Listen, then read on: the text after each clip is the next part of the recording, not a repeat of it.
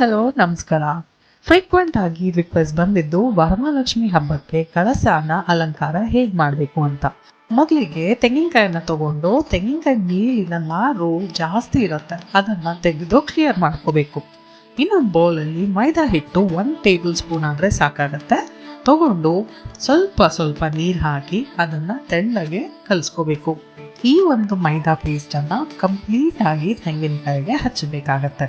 ನೀವು ಕೈಯಿಂದಾದರೂ ಹಚ್ಚಿ ಅಥವಾ ಬ್ರಷ್ ಯೂಸ್ ಮಾಡಿ. ಈಗ ಕಾಫಿ ಫಿಲ್ಟರನ್ನು ಯೂಸ್ ಮಾಡಿಕೊಂಡು ಕಂಪ್ಲೀಟ್ ಆಗಿ ತೆಂಗಿನಕಾಯಿ ಕವರ್ ಆಗೋ ರೀತಿ ಮೇಲೆ ಅರಿಶಿನದ ಪುಡಿಯನ್ನು ಹಾಕ್ಕೊಳ್ಳಿ.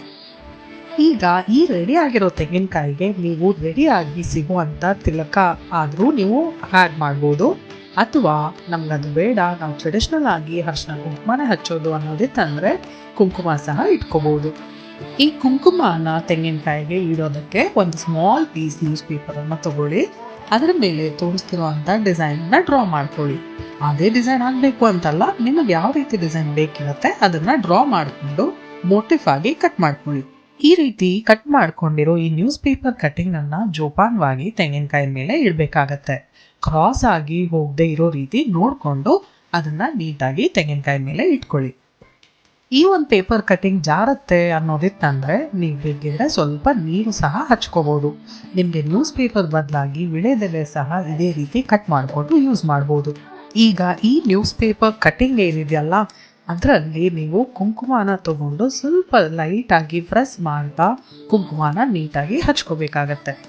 ಈ ಒಂದು ಪ್ರಾಸೆಸನ್ನು ಸ್ವಲ್ಪ ಟೈಮ್ ತಗೊಂಡಾದರೂ ನಿಧಾನವಾಗಿ ನೀಟಾಗಿ ಮಾಡೋದಕ್ಕೆ ಟ್ರೈ ಮಾಡಿ. ಆದಷ್ಟು ತೆಂಗಿನಕಾಯಿ ಮೇಲೆ ಕುಂಕುಮ ಬೀಳದೆ ಇರೋ ಹಾಗೆ ನೋಡ್ಕೊಳ್ಳಿ. ಈಗ ಕಳಸಕ್ಕಿಡುವಂಥ ತೆಂಗಿನಕಾಯಿ ರೆಡಿ ಆಯಿತು. ಈ ತೆಂಗಿನಕಾಯಿಗೆ ನೀವು ಕಿರೀಟದಿಂದ ಆದರೂ ಅಲಂಕಾರ ಮಾಡ್ಬೋದು, ಹೂವಿನ ಅಲಂಕಾರ ಆದರೂ ಮಾಡ್ಬೋದು, ರೆಡಿ ತಿಲಕ ಆದರೂ ಯೂಸ್ ಮಾಡಿ, ಅಥವಾ ಈಗ ತೋರಿಸಿದ ಹಾಗೆ ಕುಂಕುಮದಿಂದ ಆದರೂ ಮಾಡ್ಬೋದು. ಇವತ್ತಿಗಿಷ್ಟೇ. Let's catch up with more exciting videos. Stay tuned and ನಮಸ್ಕಾರ.